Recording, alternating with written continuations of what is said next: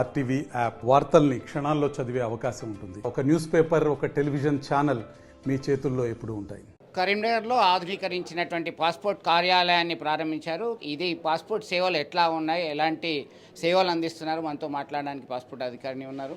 చెప్పండి, ముందుగా మీరు ఒక మోడిఫైడ్ పాస్పోర్ట్ కార్యాలయాన్ని లాంచ్ చేసుకోవడం జరిగింది ఇప్పుడే కొద్దిసేపటి కింద. మీద పాస్పోర్ట్ అప్లై చేసిన వాళ్ళకి ఎలాంటి సేవలు అందిస్తున్నారు, ఏమిటి అప్డేట్స్? ఇంతకుముందు మనకి ఒక పాస్పోర్ట్ సేవా కేంద్రం ఉండేదండి ఫతేపూర్లో. ఇప్పుడు మనం అప్గ్రేడెడ్ ఫెసిలిటీ ఇప్పుడు కొత్తగా ఫార్చ్యూన్ మాల్లో ఓపెన్ చేసాము. ఇది ముందు దాంతో పోలిస్తే కనుక ఇంకా larger space, better facilities, more waiting halls and child care room facilities, ఇంకా పబ్లిక్కి చాలా ఈజీ ఆఫ్ యాక్సెస్ ఉండేటట్టు చేస్తున్నాము. ఇప్పుడు ఈ ఇంక్రీజ్డ్ స్పేస్ వల్ల మనము మామూలుగా ఇంతకుముందు 250 అలా చేసేవాళ్ళము. ఇప్పుడు ఆల్మోస్ట్ ఒక 500 అపాయింట్మెంట్స్ చేసే కెపాసిటీ పెరిగింది ఇక్కడ. సో రానున్న రోజుల్లో ఇంకా అపాయింట్మెంట్స్ పెంచి అవైలబిలిటీ, ఇంకా అపాయింట్మెంట్ సైకిల్ తగ్గించి ఇంకా ప్రజలకి తొందరగా పాస్పోర్ట్ ఇవ్వాలని కోరుకుంటున్నాను. ఒక్కసారి దరఖాస్తు చేసుకున్నటువంటి పాస్పోర్ట్ కొరకు దరఖాస్తు చేసుకుంటే ఎన్ని రోజుల్లో జనరల్గా పాస్పోర్ట్ వచ్చే అవకాశం ఉంది? తత్కాల్ పాస్పోర్ట్ అయితే మామూలుగా 1 to 3 వర్కింగ్ డేస్లో వస్తుందండి. నార్మల్ పాస్పోర్ట్ అయితే 1 వీక్లో వస్తుంది. దాన్ని అప్గ్రేడ్ చేయడం కాబట్టి దానికి అనుగుణంగా మీరు పాస్పోర్ట్ తీసుకునే ప్రయత్నం చేయండి.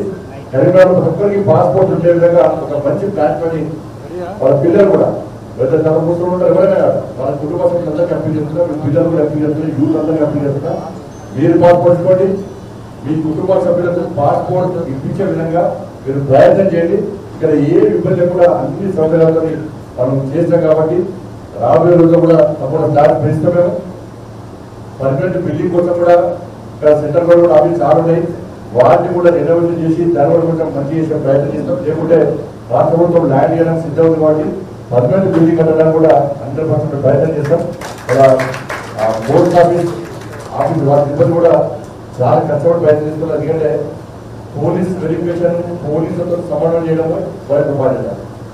పోలీసుతో సమన్వయం వారు చేస్తూ ఇవాళ తొందర దాన్ని మనం చేస్తున్నాం కాబట్టి ఇవాళ 9 లక్షల పాస్పోర్ట్స్ తెలంగాణ రాష్ట్రంలో ఇచ్చినాము. దేశంలో 5th ప్లేస్లో ఉందంటే ఇది మామూలు విషయం కాదు. ఇక్కడ కూడా ఢిల్లీలో గత నెలలో ఢిల్లీలో జరిగినటువంటి రివ్యూలో ఇవన్నీ చర్చ వచ్చినాయి. తెలంగాణ ఆర్టీఓ నిహాజనం చాలా కష్టపడి పనిచేస్తున్నారు. ఎక్కువ పాస్పోర్ట్ ఇష్యూ చేస్తున్న మనం పోలీసులతో సమన్వయం చేస్తున్న వాళ్ళు. కాబట్టి అందరూ కూడా అన్నీ పనిచేయాలని చెప్పి కేంద్రంలో మినిస్ట్రీలో ఒక డిస్కషన్ జరిగింది. కాబట్టి ఈరోజు వారి యొక్క గొప్పతనాన్ని మీ ముందుకు ప్రయత్నం చేస్తున్నారు. కాబట్టి అందరూ కూడా ఈ అభివృద్ధి కార్యక్రమంలో అందరం కలిసి ముందుకు వస్తాం. మన లక్ష్యం ఒకటే, తప్పకుండా మమ్మల్ని గెలిపించిన ప్రజలకు సేవ చేయడం.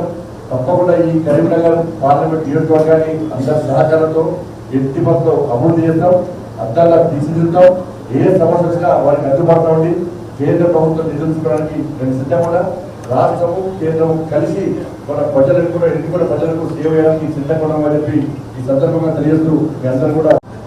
అదేవిధంగా గౌరవనీయులు కేంద్ర హోంశాఖ సహాయ మంత్రులు బండి సంజయ్ కుమార్ గారు, ఢిల్లీ నుంచి కేంద్ర పాస్పోర్ట్ అధికారిగా joint secretary government of India external affair Shri Srinivas Siddheshwar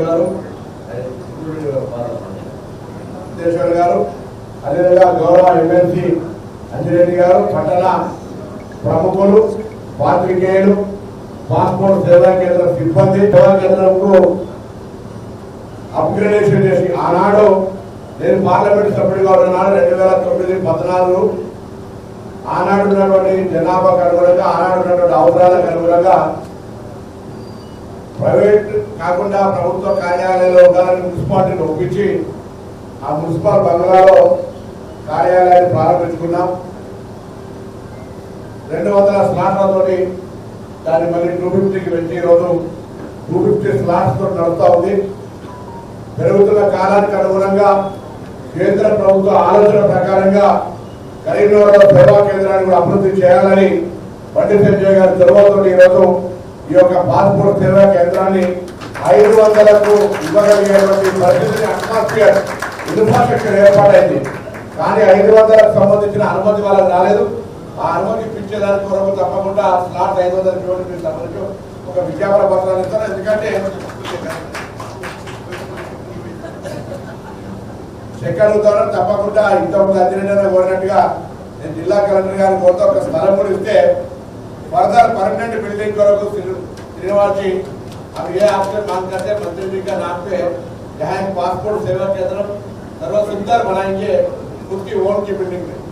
ऐसा अपन का एक इच्छा है, दोनों मिलकर यहाँ एक ओन पासपोर्ट सेवा केंद्र बनाने की कोशिश करते हैं। जगह हम दिलाते हैं, बंगला ये बनाते हैं।